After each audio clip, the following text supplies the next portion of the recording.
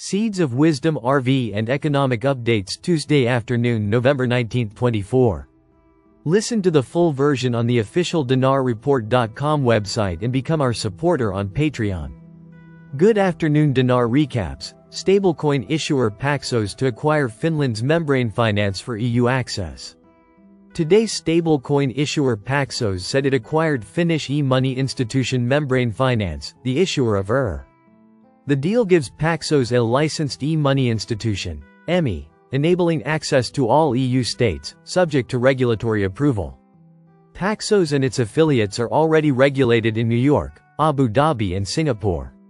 Under Europe's MiCA regulations crypto legislation, registration in one state is passported to all other member states. Paxos is the issuer of the PayPal stablecoin, PYUSD, and its own Paxos Dollar, USDP. Its UAE affiliate has issued a yield-bearing stablecoin. And in Singapore it recently launched the Global Dollar Network, which will share interest revenues on the USDG stablecoin with distribution partners. Stablecoins offer a global solution to challenges that countless people and companies feel when it comes to money movement and payments. Stablecoins are becoming increasingly more prevalent throughout the market as more use cases emerge for everyday users, said Walter Hessert, head of strategy at Paxos. With Membrane, we expect to extend our reach to EU customers looking to benefit from stablecoins. Stablecoins in the EU, in terms of other stablecoin players, Circle historically had a strong presence in Europe, Ireland. It chose France as its base for MiCAR, directly registering as an EMI. MiCA regulations require a high proportion of reserves to be held at banks, 30% for smaller stablecoins and 60% for significant ones. Tether claims this is the reason it has not registered in the EU. However, so far it has chosen to remain offshore, avoiding jurisdictions that require it to be regulated. A large part of Tether's stablecoin balance is on Tron, a blockchain that's popular in Africa.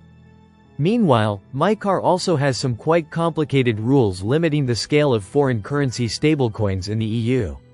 However, this is widely misunderstood, so we previously provided a deep dive on the topic. Bank-issued stablecoins are also explored as part of our research report on tokenized deposits and DLT payments. John Deaton emphasizes need for modernized regulatory framework, criticizes SEC over outdated laws. In a latest X post, the pro-XRP lawyer, John Deaton has expressed concerns over the outdated regulatory framework applied by the US SEC in response to Michael Saylor's interview. He shared that the SEC should be focused on fraud, pump and dump schemes and the bad guys. The need for modernized regulatory framework. He pointed out that we are essentially applying 1933 disclosure laws in 2024 to modern-day technologies like AI, robotics, automation, and blockchain, and that the existing disclosure laws were meant to reduce the asymmetries between those offering investments and those acquiring investments. He stressed that this was during a time when technologies like the internet did not exist. He asserted that the SEC should focus on clear and straightforward principles to guide the industry. People like Gary Gensler, Jay Clayton, and Bob Stebbins prefer the law and rules of the road to be vague. We need reformers as regulators like Brian Brooks and Brad Bondi, he noted. Deaton's remarks highlight the need for a modernized framework that accommodates emerging technologies.